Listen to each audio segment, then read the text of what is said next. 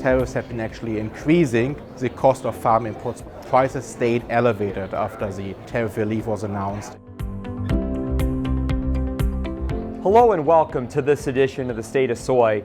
I'm visiting with Dr. Sandro Steinbach. He is with North Dakota State University and you are with the Applied Agribusiness and the Economics Department there at North Dakota State. You have been visiting with farmers today about the issue of tariffs, and we know the impact that tariffs have been having on market prices, but I think one of the more untold stories has been the impact of tariffs on input prices. Share a little bit of insight there, because we know the cost of production is a big deal right now for the U.S. farmer. That's a great question, right? We have seen a lot of discussion about trade uncertainty and how trade uncertainty affects prices for soybeans. What we have done in a recent study, we looked also at the impact on input prices. As the IEEPA tariffs came into effect, we have seen that the U.S. government had collected about $1 billion in tariff revenue. Those tariffs have been actually increasing the cost of farm inputs by about 0.5% over the last few months. We have seen very significant increases in fertilizer inputs in particular. DAP had been up quite a bit actually. We have seen that prices stayed elevated after the tariff relief was announced in fall 2025. Policy as well as market fundamentals are both playing a role in the current volatility in agriculture. How much? And is one of those areas, market fundamentals versus policy, having a greater impact, or does it just kind of depend on the issue in the day? That's a great question. I mean, there's significant uncertainty in markets right now. One question is obviously a long-term question, how fundamentals are shifting. Production in Brazil had been coming down in terms of production costs quite a bit relative to our production cost here. Land prices in the United States are significantly higher than in the Brazilian markets. That meant that over time we lost our competitive edge quite a bit to that market in terms of being able to produce at a competitive level basically.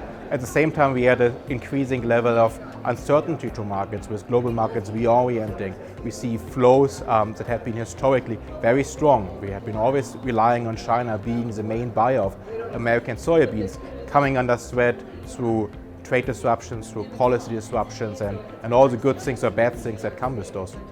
Those changes in trade flows and the amount of soybeans that we're exporting while continuing to produce big crops. We know Brazil keeps producing a bigger and bigger crop every year. How might that change where we're producing soybeans in the United States? We're still producing a lot of soybeans. We are selling a lot of soybeans in the international market. If we look at beans, meal and oil, we have seen an 11.8% increase over last year in overall exports. So the big change that we have been seeing, going away from bean exports alone to more value-added agricultural exports, in particular more value-added exports of meal and oil. We have been hearing about, China's population is stabilizing, population is getting older. Are we going to continue to see China have that kind of appetite for soy year over year?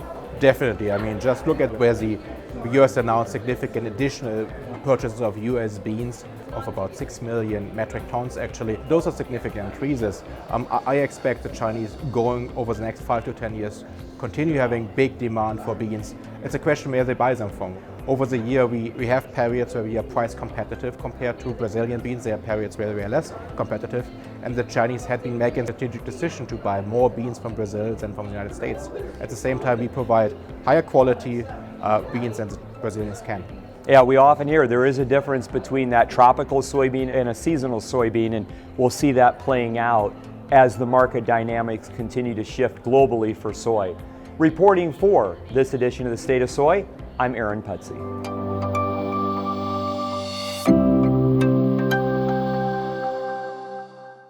Farming is a competitive business, and you need equipment you can count on every single day.